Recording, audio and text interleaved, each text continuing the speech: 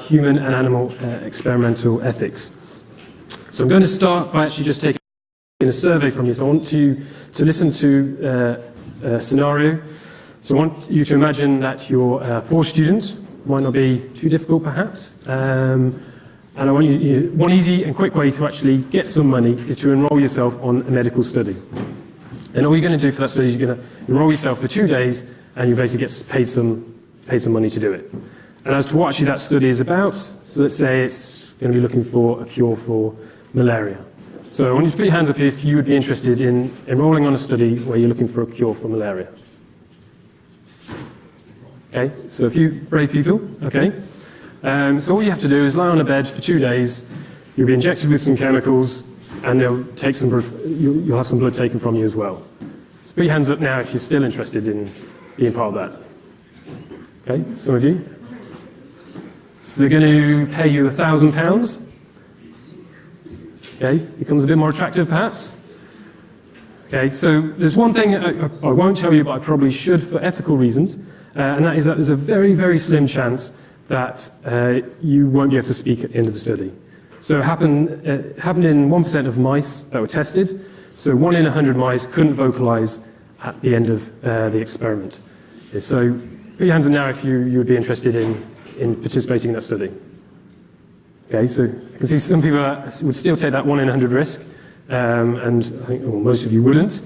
Okay, what about if they were going to pay you £10,000? Who would be interested? Okay, a few of you. So obviously knowing the benefits and the costs to these studies actually is beneficial in you making a decision on whether you actually want to participate in it. So if you think of the benefits, so it's already been tested in mice, obviously that's a good thing. You're looking for a cure for malaria, which is obviously, it afflicts the third world. It afflicts us if we travel there. So it's a really terrible disease that is a worthwhile cause. But then you trade it off, actually, you might not be able to speak at the end of the study. And that obviously could be quite detrimental to your quality of life, you getting jobs and things like that. But then again, you trade that off with actually, you're going to get given £10,000 to do it. And that's a lot of money, and you can, life-changing amount, you can actually do a lot with that, and if you're, especially if you're a poor student. And basically that's sort of, this scenario isn't actually necessarily, sort of fantasy. There are medical studies out there that are also pharmaceutical studies. So you can, for example, you can go to Unilever on the Wirral, and you can have your hair washed every day when they're looking to test new shampoos. So there are medical studies out there that are using humans, and then I'm sure you're also aware that there are studies that are using animals as experimental subjects as well. And basically today's sort of lecture is actually, I want you to think about actually sort of one of the most important things that you as a scientist will encounter, and that is thinking about the moral and ethical choices that you make when you're embarking on these studies. It makes a big difference to how we do science. Now we're publicly funded, so the grants that the scientists get come from the taxes that you, your parents, friends and family pay. And because they're publicly funded, that you need to be able to justify to the general public, what you're doing. So if they think that you're doing sort of crazy, mad experiments, then they're not going to be, they're not going to be very happy. And actually, we have ethics in place so that these crazy, mad experiments, these ideas, don't happen. And whilst they don't happen anymore, they definitely did, happen in the past. And I will talk to you about some of those shortly.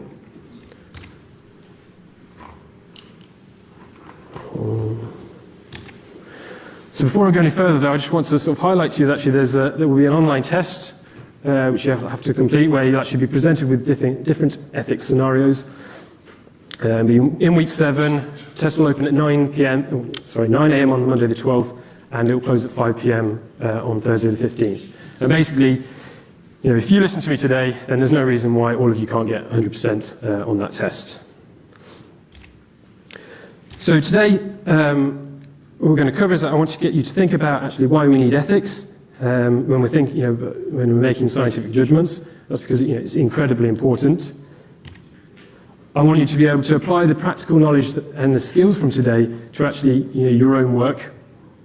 You need to be able to make judgments on what type of research actually requires ethical permission. And then I also want you to actually be able or understand actually how the media portrays science. And actually the way the media portrays it actually can be quite inflammatory, and you have to realize actually the way they portray it actually can be quite influential on how the public view it. So just to give you an example, a couple of years ago, I don't know whether you remember that these fish spas were popping up everywhere, and basically you could go along, get your hands and feet nibbled on by these Garurufa fish, these lovely little fish. They're detritivores, and they basically feed on sort of rocks and other things, and perhaps your not so nice feet. And you basically go along to a salon and you can have a 20-minute dip in the pool. And these basically popped up everywhere. And then the Sun actually published an article with a headline that fish spas give you AIDS. And effectively what that did, that completely destroyed the fish spa industry right there and then. And within months, they'd all closed down.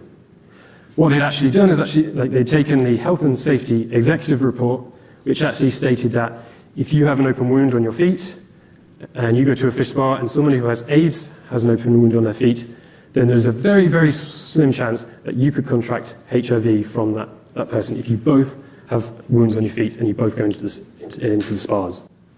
So effectively that was what was said, that was actually what was the actual truth, but the Sun actually just published it as, you will get AIDS if you go to a fish spa. And whilst we don't see them in the UK anymore, you still do find them across the rest of Europe and in Asia. So I'm going to start today by actually sort of appealing to the biomedical, biological, pharmaceutical physiologists in the audience, and just talk to you about the human studies, what's been done in the past, and how that has sort of led to the modern day ethical thinking. And then I will sort of turn attention to the zoologists, the bioveterinary scientists, who actually might be interested in using animals in their studies. So can anybody give me a reason why you might want to experiment on humans? Feel free to shout out. No? Okay. Well, you might think that maybe if you're looking for a cure for cancer, say, that's a worthwhile cause. If people are getting illnesses, then maybe actually trying out sort of novel drugs on them. Especially if maybe it's terminal, you might actually be able to, might actually save their lives, or might, at least, make some scientific progress. But then you also have to think, obviously, there are going to be costs, and the costs are basically associated with, the different the side effects associated with the different compounds, the novel drugs that are being used. And it potentially could be quite detrimental to quality of life. And you also have to think, actually, are you going to use patients that already have a medical condition, or are you going to use healthy individuals to actually get an idea, and to understand how the drugs work? So you're all in training to become professional scientists. So when you graduate, you're all qualified professional scientists, and we need ethics because we need to do things in a very moral and justifiable way. We need to, basically these sort of ethics are sort of just moral, like normal, acceptable standards for professional practice. And we apply these ethics so that everyone is applying the same rules and everyone is acting in a justifiable way. And I suppose it does actually sort of distinguish the good from the bad behavior. And as I said before, there's also the public are funding the science. So they want to know that basically you're behaving yourself and that you're doing your research in a very moral and justifiable way. And then there are also the legal ethics. So there might be actually legislation with dealing with humans or animals. So especially for animal experiments, you actually have to be licensed to conduct a piece of research. And basically that license tells you what you cannot do, or what you can do, and basically if you do anything that isn't on there, then you can be prosecuted. It is a legal requirement. Now, in terms of medical ethics, which of course relates to humans, they're basically just a system of moral standards that we apply to medical research. And basically, the things that you need to think about are the respect for autonomy of the person engaging in the study. So they have to make the decision they have to actually like voluntarily engage in the study. You can't force them to be part of it. Whatever you subject them to has to be beneficial. So it has to be something positive. You shouldn't act, or you should act in a non-malicious way. So you shouldn't be doing anything that could be, that would be causing deliberate harm to a person. And you must be able to justify everything that you do. And effectively, these moral standards actually, they can be applied to and are applied to a number of, a variety of different industries. Whilst we're here today to talk about human studies, in respect of sort of collecting data from humans, so like information, organs, tissues, cells, things like that. Many other industries actually do incorporate these sort of ethical approaches. So I'm just going to take a minute to show you a video now. Hopefully if it works.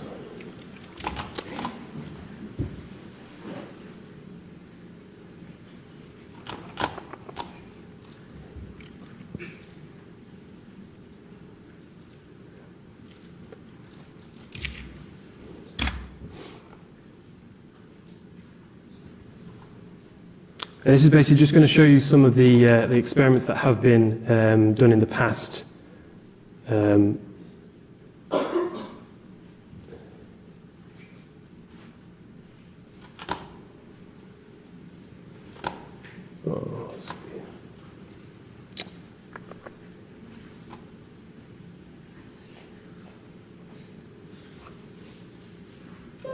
Here are 5 shocking medical experiments that have been conducted on. Here are 5 shocking medical experiments that have been conducted on humans. Number 5 was the Guatemala syphilis study. CBS News reported that from 1946 to 1948, the U.S. government worked with Guatemalan officials and conducted medical experiments which involved deliberately infecting Guatemalan prisoners and prostitutes with syphilis. A life-threatening sexually transmitted disease, syphilis can cause internal organ failure if untreated. Number 4 were the human medical experiments by Unit 731, a research group developed by the Japanese Army between 1930s and 1940s. Located in northern China, the Japanese unit was responsible for conducting gruesome human experiments that claimed the lives of 250,000 prisoners. The Guardian reports that prisoners were subjected to vivisection without anesthesia after they had been deliberately infected with diseases such as typhus and cholera. Number 3. Camp 22 is one of the largest concentration camps in North Korea, housing nearly 50,000 political prisoners. It is known to have gas chambers where many bone-chilling experiments are conducted on prisoners. A former aide to the camp told the tragic story of parents in the chamber who tried to save their kids from dying by doing mouth-to-mouth breathing till the last moment. Number 2. The Monster Study was conducted in 1939 as part of the Stuttering Research Program at the University of Iowa. The objective was to test if children became stutterers under psychological pressure. Conducted on orphans, the children were constantly belittled for small imperfections in their speech. Consequently, some of them became stutterers and suffered from speech problems throughout their lives. Number 1 was the aversion therapy. Thousands of gay male and female soldiers were subjected to electroshock therapy, hormonal treatment, chemical castration, and sex change operations by the South African Army in order to cure their homosexuality. The therapy took place during the time of apartheid from 1970s to 1980s when homosexuality was considered a crime.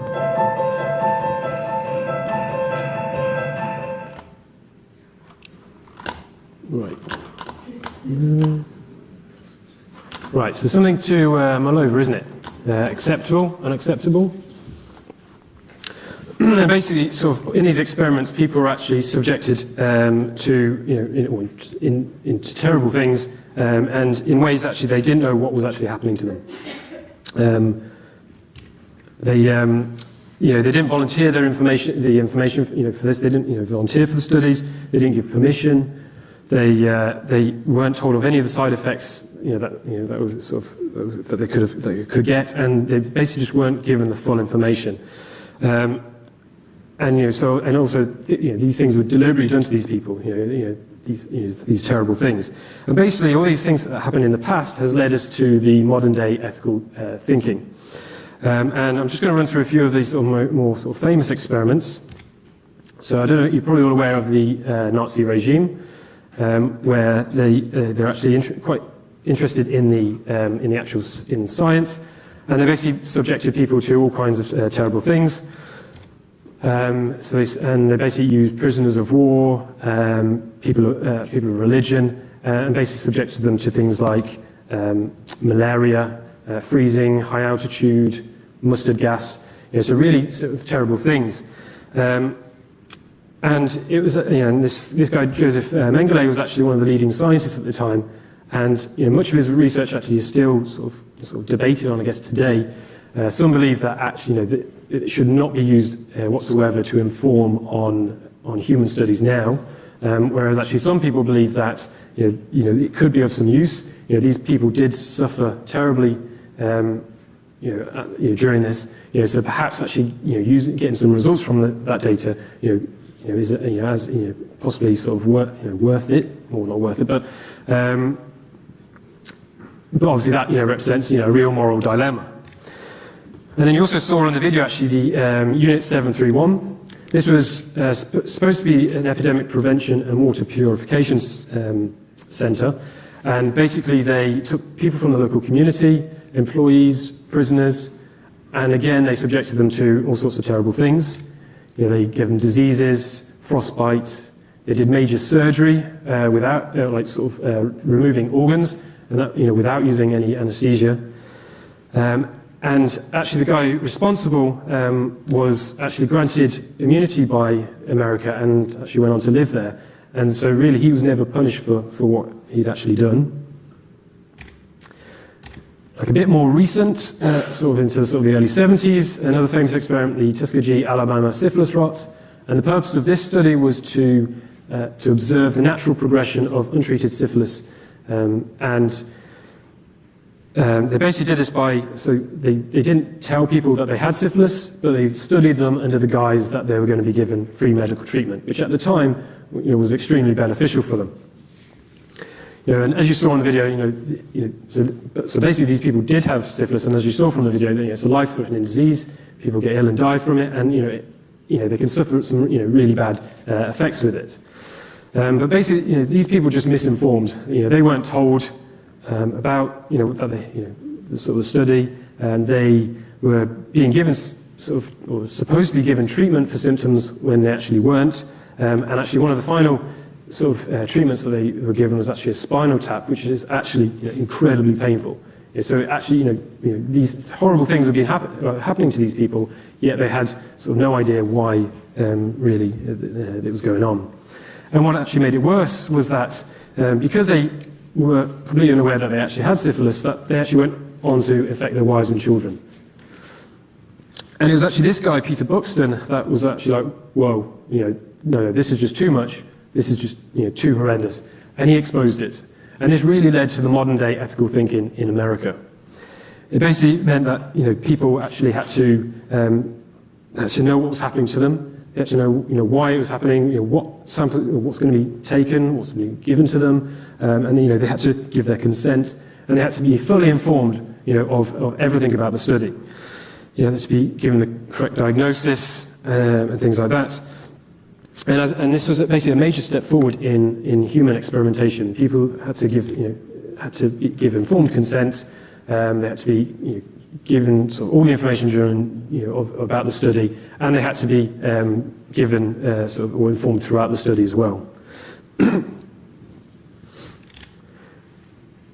So, despite this happening, the American government actually still embarked on secret experiments. And I don't know if anyone's seen the film The Banshee Chapter. Not a bad film if you like horror. It's about human experiments, in particular the MK Ultra, which was the CIA's mind control program in the 70s. And basically they were trying to develop ways of interrogating prisoners, people of war, spies, and effectively trying to mind control them. And they recruited a leading Nazi scientist who had previously been actually given immunity in America, and they subjected them to, they gave them mind-altering drugs. They locked them in dark, black rooms. So these people basically just went absolutely crazy. They were also tortured, so they were, to try and get these people to say and do what they wanted. And this really led to serious mental illnesses, where, and especially for people who didn't actually realize they thought they were just volunteering for a simple drug study. People committed suicide, and people lost major parts of their memory. They couldn't even, some couldn't even remember who their actual parents were. So really horrible things happened to these people. And I don't know whether you're aware, actually, but Facebook also collects data from you and uses it. Did you know that? Did they ask your permission? Of course not. But yeah, they collect data from the posts that you put up, so they can actually predict whether you're happy, sad, and they can actually use different news feeds to actually control emotions. So in effect, Facebook actually is acting a bit like a mind control tool. So perhaps remember that next time you post anything. You might actually be being controlled by Facebook.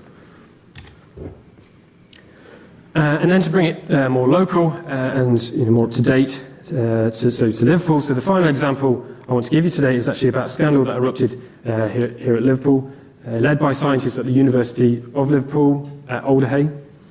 And for a time, babies that were stillborn or had died basically had their organs harvested without the permission of the parents. And if you imagine, that it's bad enough if you've lost a child, let alone then to find out later that that parts of their body had been removed without your consent. This was incredibly upsetting and highly illegal. And this was a major crisis point. There was some sort of feeling that maybe these people were dead. They're not going to need their organs. So at least if you had it for research purposes, sort of some use. But basically, that's just ethically and morally wrong to do. And effectively what this led to was that all human samples are now regulated under the Human Tissue Act. So any data that is sort of collected from humans, whether it be a survey done on them, whether it be tissues, organs, cells, anything, there's a legal restriction that you have to get permission to use them. And you can't actually take any sort of tissue in post-mortems now. That is covered by the Human Tissue Act. And basically you're acting illegally if you take data from humans without actually getting consent first. And the Human Tissue Authority actually come onto campus regularly and actually inspect the freezers in the research labs to make sure that the approvals and the permissions are in place. So this is really serious stuff, and actually, something for you to actually sort of think about. And it basically all is just sort of to prevent a repeat of that terrible situation happening again, where organs are actually taken without permission. So at Liverpool now, we have to maintain the highest ethical standards after that scandal, which are obviously very damaging for the university. So now we're quite rigorous in how we monitor things. So even if you're just doing a survey on humans, you need to sort of tell us. So for example, when you are filling out your modular evaluations, you're told that this is confidential, this is what's going to happen with the data, this is who's going to see the data. And by you filling in that form, you're giving us consent to use that data. So when you come to doing your work, actually, your honours project next year, that you have to think about that any data that comes from humans, any data, so tissues, cells, information, anything, you will have to get ethical permission first. So the ethics process is quite complicated, and you don't need to remember this, but you just need to know that basically the university has a council, which has a committee on research ethics, and it also has an animal research committee. And again, you don't need to remember this, but sort of the main point about sort of this process is that you just need to make sure that you speak to your supervisor when you come to doing your honours project. You need to make sure that they have the ethical permissions in place. And it's something that is really important to do. Undoubtedly, they already will if they're going to do any project on working on human or using human data, but you need to check that is the case. Basically, to get ethical permission, sort of the main points about this is that you actually need to provide an informed consent document to the participants or the volunteers. You need to educate and inform the subjects, so you need to tell them sort of why you're collecting the data, who's going to see the data, what's going to happen to the data, how's it going to be kept, what is its purpose, and you need to inform the participants before they actually agree to engage in the study. The participants need to know everything that they're required to do. They need to know everything about the study. So again, what's going to happen to samples, who's going to see them, how they're going to be kept securely. And then, you must, and the final thing is you mustn't force people to take part in the study. They must freely give their consent. You must, and you must be clear, or they must be clear in the understanding of what the participation involves, what they're going to have to do. So that's human ethics. Now I'm going to draw turn attention to using animals in experiments. So I don't know if anybody can tell me why it might be better to use, or you might want to use animals in experiments. No? So I'm not saying that I agree with any of this, but you might want to sort of use animals if there's a risk, if you're using a novel drug and there's maybe a risk of sort of death in humans. Again, I don't agree with what I'm going to say, but some people would actually regard, would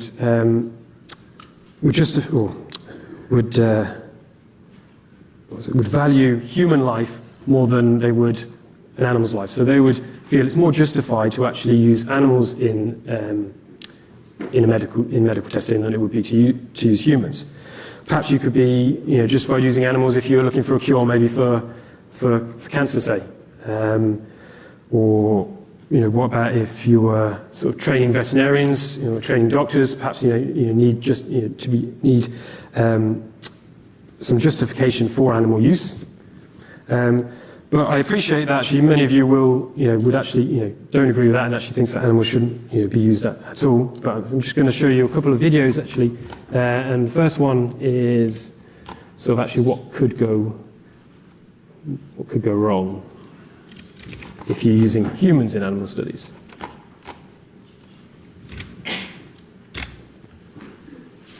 This was a clinical drug trial, a phase 1 trial, and it means it was the first time it was being tried out on humans. After animal testing, it was determined that it was ready for phase 1, ready to determine if it is safe for human consumption. So a test involving about 128 people, and of that group, well, there is real concern about 6 people. These people are all part of the same subgroup, if you like. They were all on the same dose, taking this substance repeatedly. And the result, as you say, is that one person is now brain dead, 3 others could have irreparable disabilities. Another person is also unwell, and the final member of the group is being watched just in case they develop symptoms as well. Of course, this whole test has now been suspended, but there were reports in the French media. This was a French lab conducting these tests initially. There were reports in the French media that this involved a drug derived from cannabis. The French health minister addressed this immediately, saying it's not true. So obviously this is what could go wrong in animal studies, in human trials. And so what could go wrong in human trials in this particular episode, which happened a couple of years ago, the person was administered with some drugs, certain drug, they became ill and they had to go to hospital. And rather than them actually stopping the study and telling the other participants, hang on a minute, somebody has become ill after taking the drug, they basically carried on. And so the other participants of the study had no idea what happened. They didn't know that the first person to take the drug had actually become ill. And if they had, they would have then had the chance to actually say, hang on a minute, I don't want to actually be involved in this anymore.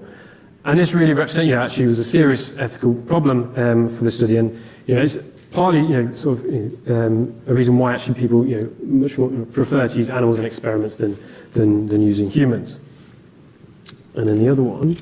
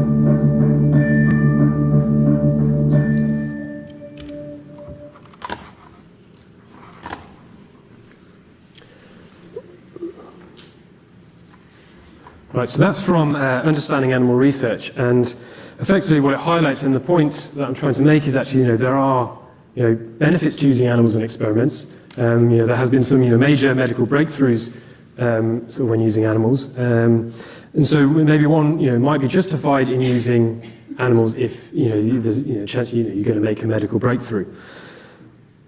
Now, I appreciate some of you might take the sort of more animal sort of rights view that you actually, you shouldn't be using animals whatsoever, and I respect that, as I sort of deeply love animals myself, but I take more of the animal welfare view that we do have a right to use animals, but we must do so in the most humanely way as possible. Now, probably one of the things that you might struggle with is actually, as humans, we can volunteer for an experiment. Animals obviously can't speak to us. They can't, tell us that they want to be part of the study. So effectively, we're forcing them to be part of that study. So we just have to make sure that their welfare is optimal and that we're doing things in the best possible way. And then I just want to point out with these figures actually. So the one on the figure on the left. So that's showing the proportion of animals used for studies of diseases, and you can see that 50% are used for human diseases. So they're used as clinical models. And then the other graph just shows the percentages of animal used by class. So the most common animal used is the mice, the laboratory mouse. And the numbers are actually so high is because of genetic modification. So in a litter of 16, say, you may only get one that has a genetic background that you want, but you still have to report the other 15. So obviously that does sort of increase the numbers quite quickly. The second most used model is are the fish. We use now about sort of around 0.4 million fish in experiments in the UK, and they're used for a variety of different studies. And then the third most common model is are the rats.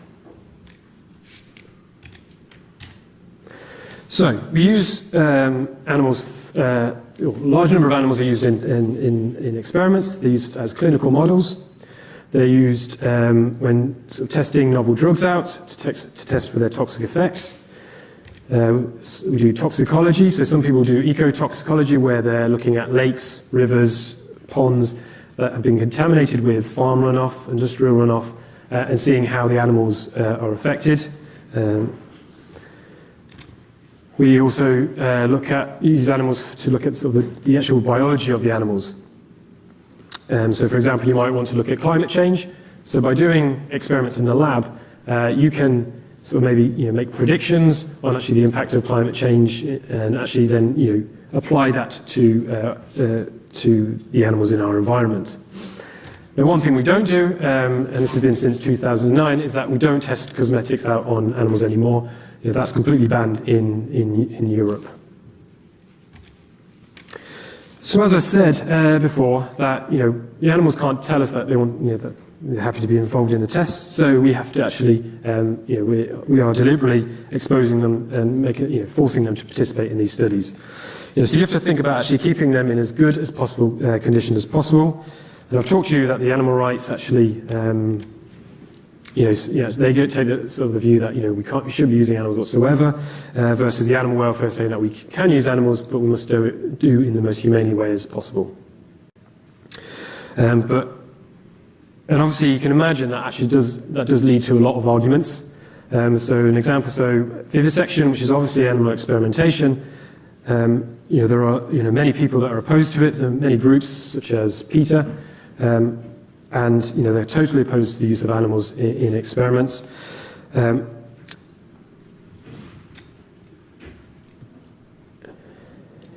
so one of the questions then actually you will be asked then is actually, can you justify using animals in your experiments? Can you do it in the best possible way? Are you using the least invasive approach, procedures? Are you monitoring them well? And basically, are you keeping those animals in good welfare during the time they're in the experiments? And this is something that you have to sort of, it was a great controversy, and this is why the UK actually has the Animal Scientific Procedures Act, which is a law, it's legislation, put together in 1986, often shortened to ASPA. And basically, you have to obtain states that you have to obtain ethical permission for any experiments that you do with animals. And you actually have to get a license. The license tells you basically what you can do. And if you do anything that is not in that license, then you can be prosecuted and even sent to jail. And so this is Home Office licensing. And it's basically sort of applying, you have to apply to the Home Office for a license, a project license, and also a personal license. And in 2010, Europe actually decided to impose the European directive, which actually effectively changed things somewhat for how we actually do things, and actually made it more stringent than they had been in the past.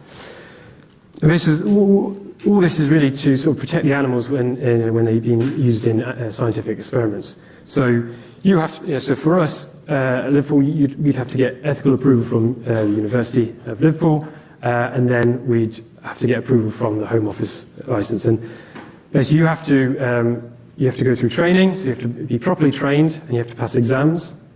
You have to get permission. You have to think about actually how much this experiment is actually going to affect the animals. You must ensure that the animals are kept in good care, they're being monitored throughout experiments, they're in a suitable environment. You should be able, be able to humanely kill them in a pain-free way, and you should be able to ethically justify everything that you're doing. So licensed procedures are basically licensed experimental methods, and the definition is really that it should be something that is more than inserting a needle into the skin. So if you think that what you're going to do is actually more painful or more stressful than inserting a needle into the skin, then you will require a license. What animals do we cover, or does the license cover? So it covers all adult vertebrates. So some very young forms, such as fish, which actually before they start feeding are not protected because they're not believed to be not believed to suffer. All cephalopods, so squids, octopus, nautilus, cuttlefish, they're all protected, and that's because they've got a highly developed. Because they're the highly developed invertebrate. They have a specialized brain, and so they're highly developed invertebrate in terms of their their nervous system, and they're incredibly clever. So they're actually thought to be capable of suffering. So they're also included.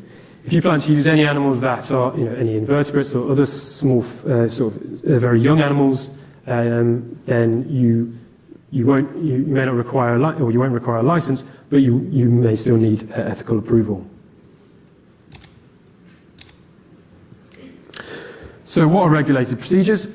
So any genetic modification, so any sort of changes to the animal's genome in any way, you will require a license. Any procedures that are conducted under anesthesia that would cause distress, pain, or lasting harm if the animal were conscious, of course, that would be ethically unacceptable to do. You must always do it under anesthesia. If you were, say, you tagged an animal and it was experiencing pain, and you had to actually administer analgesics or anesthetics, then that would be classed as a procedure. Any method other than those mentioned on the Schedule 1 list for humane killing, and Schedule 1 is basically a series of very humane methods of killing animals. And removal of blood, tissue, organs under anesthesia, even if the animal isn't going to come around. So say you're putting an animal under surgical anesthesia and you remove the brain, even though that animal is never going to come around, it's never going to live, you need to, that is classed as a procedure. Now, what isn't a procedure, and this might be useful for your work, so any veterinary treatment that is done for the welfare of the animal. Veterinary clinical trials, which is basically no more than just the administration of drugs.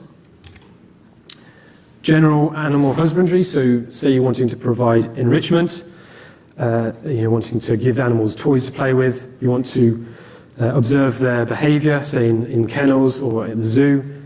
As long as you're not doing anything to the animals and you're just observing them, then you don't require a license. Non-invasive tagging, so if, as long as you're not piercing the skin, that won't require a license. And if you're doing any sort of form of Schedule 1 killing, which, as I said before, basically the most sort of humane methods of killing, and you can actually look at that document to actually sort of see the acceptable methods. So now, in terms of ethics, really the 3 R's are really what sort of drives animal research, and they were proposed by Russell and Birch in '59, and you basically, when you apply for a grant, when you apply for a license, you have to write under these under these headings how you actually are considering the 3 R's. So there's a replacement. So can you basically replace a whole animal in your study? So can you use maybe a cell or an organ preparation rather than using the whole animal? Can you, and then reduction. Can you, what is the minimum number of animals required to get a sort of scientific, required for the scientific outcome? Many people would actually use, say, oh, we'll use at least 6, because 5 is actually the minimum required for statistical analysis, and then they just have 1 just to make sure. But actually that might not be enough to answer basically, sort of, to get the outcome of the experiment. And there's actually what's called power calculations, where you can actually calculate the effective sample sizes that you require to get a significant outcome. And in some cases, those actually will be, sample sizes could be quite large, but it actually would be unethical for you to use a smaller sample size if you weren't going to get a significant result. So, you have to take these very seriously, and when you're applying, I've got one actually, refinement. So refinement is basically just improving animal welfare. So, are you doing things in the least invasive way? Are you using the least damaging approaches? Are you, keeping animals in sort of optimal conditions, in best welfare? Are you monitoring them throughout the procedures? All things like that. And so when as I say, it's very very important stuff. And when you apply for these grants and licenses, you need to actually you need to sort of refer to these 3 R's, the replacement, reduction, and refinement. And so next year, when you're doing your honours project, actually you need to think about actually whether if you're going to be using animals in studies, you need to be able to sort of answer these questions. So the university has an animal welfare committee, and they basically review the applications and approve them before they go to the Home Office Home Office for approval.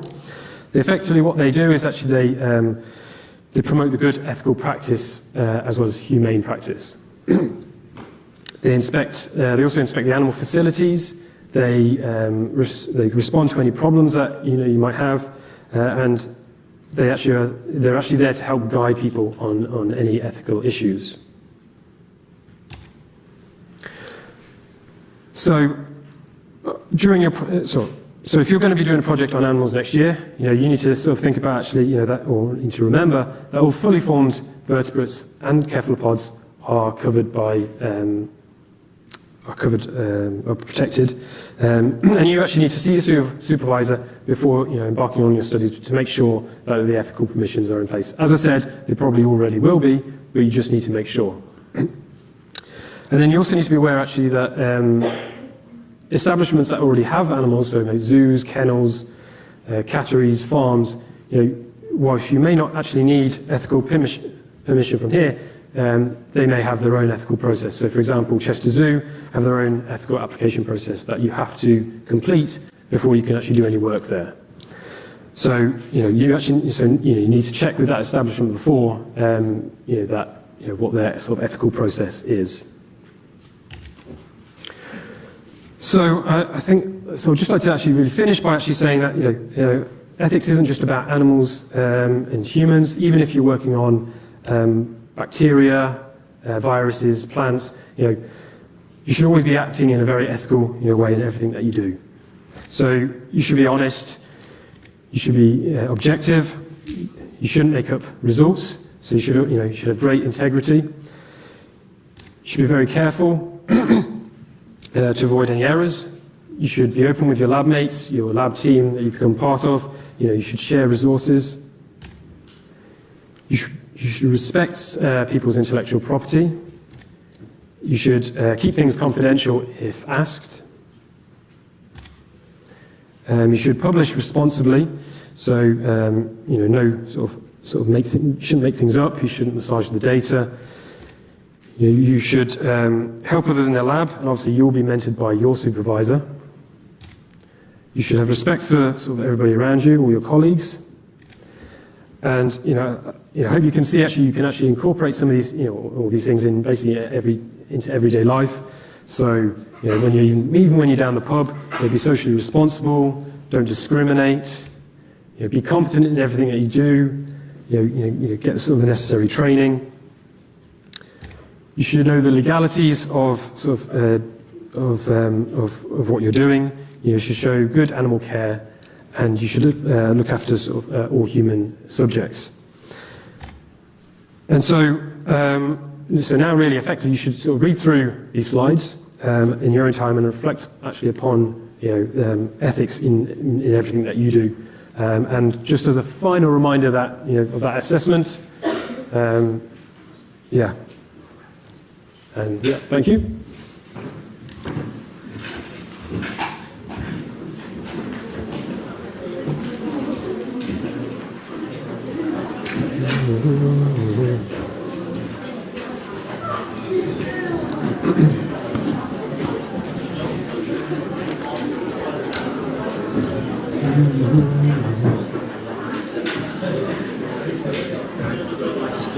So I wrote down my name and the ID number. Okay, right.